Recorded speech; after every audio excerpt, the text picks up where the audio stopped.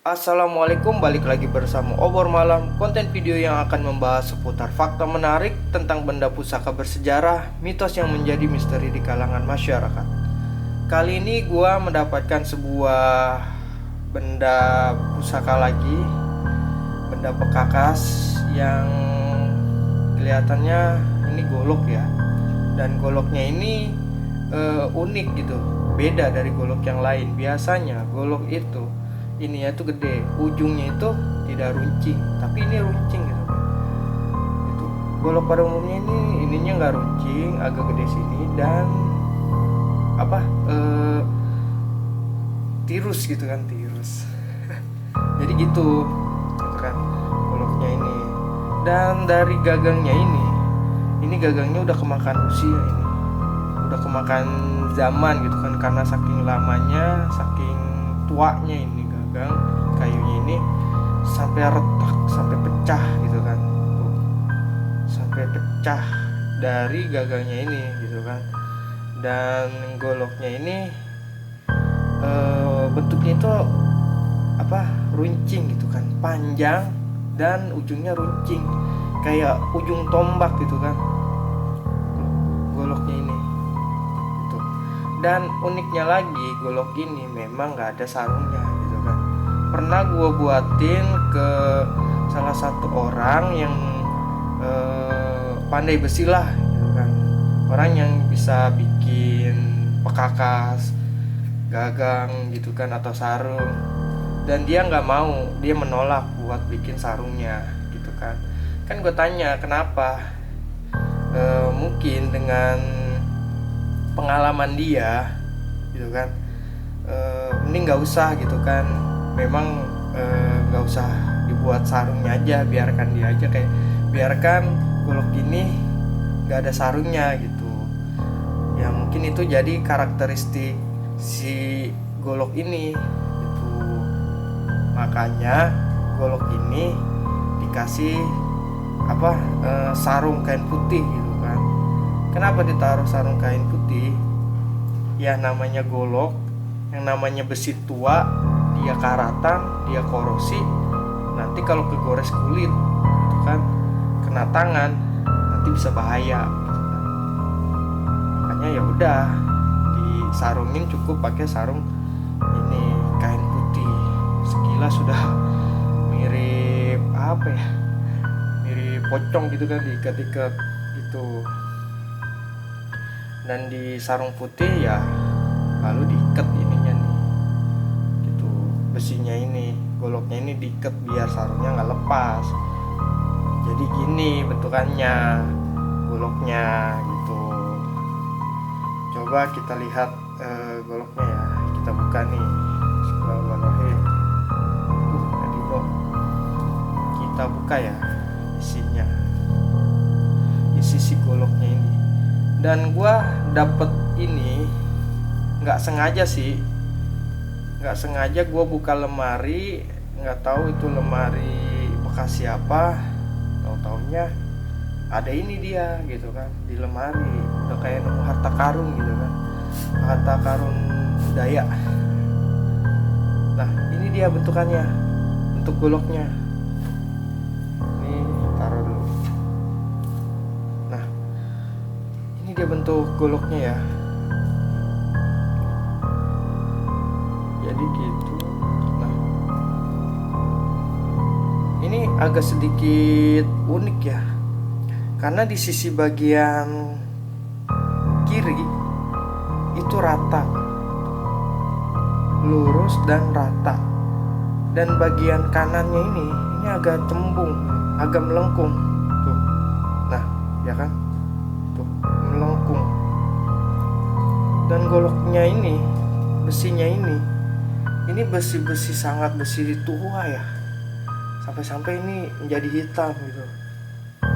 Goloknya hitam, udah kayak kalau di dunia anime ini golok ini perjalanannya udah panjang, sering dibawa sama si pemiliknya buat bertarung gitu kan. Terus dia ini sering dialiri haki gitu, Bosoku no haki, jadi menghitam. Jadinya ini menjadi golok legendaris gitu kan.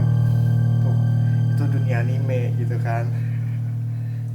Nah, panjangnya ini kurang lebih 1 jengkal 3 jari, dan buat sentinya lagi-lagi gue nggak bawa penggaris ya.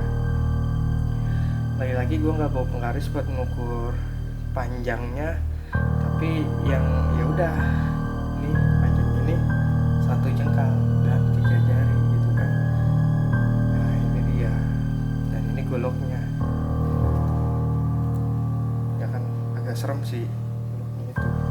Nah, ini dia goloknya. Ini lumayan nih kalau buat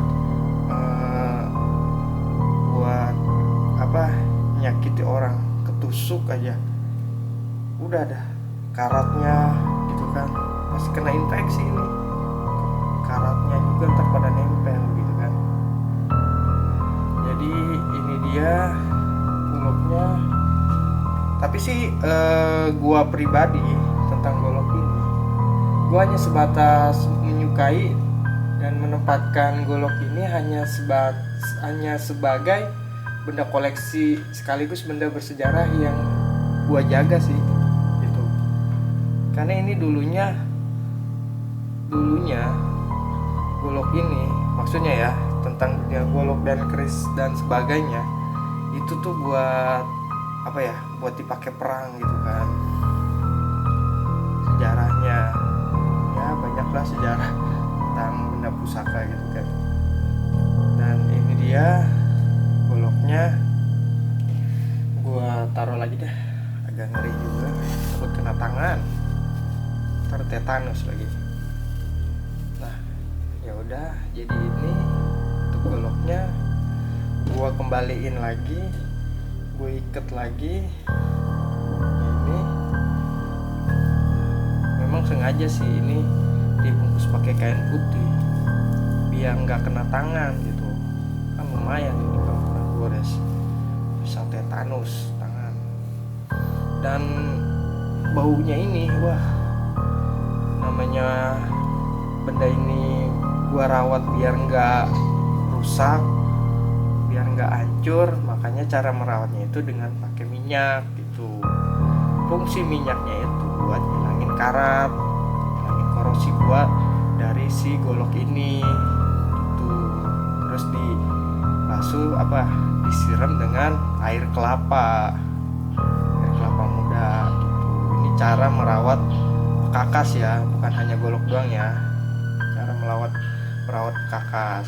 Makanya kalau orang yang beli minyak wangi dan kelapa muda buat ini, ya itu dia fungsinya, bukannya gimana ya kan. Kadang sih kalau setiap benda petilasan, benda pusaka gitu kan, kalau dia ditaruhin minyak wangi itu pasti dia ketempelan jin gitu kan. Kalau identiknya pasti ada kodamnya gitu kan. Memang bangsa gitu tuh demen sama yang wangi-wangian, sama benda yang bersih gitu. Jadi dia demen, jadi nempel gitu. Jinnya itu, jin si kodamnya itu jadi nempel ke benda ini gitu. Padahal sih niatnya buat koleksi, tapi dia malah bersinggah di sini. Kalau gue sih nanggepinnya ya udah biasa aja. Ini hanya benda biasa gitu kan, benda koleksi gua yang ada nilai seninya, yang ada nilai sejarahnya. Ya itu dia yang gue pandang gitu kan. Enggak semata-mata wah ini bakal menjadi sakti, jadi kebal dan sebagainya. Itu mah tergantung persepsinya. Tapi sih gue pribadi gue nggak gitu sih gitu. Gue ini hanya sebatas koleksi gue aja, jadi gitu. Oke, terima kasih sudah menonton video ini sampai habis. Like jika kalian suka, dan sampai bertemu di video selanjutnya.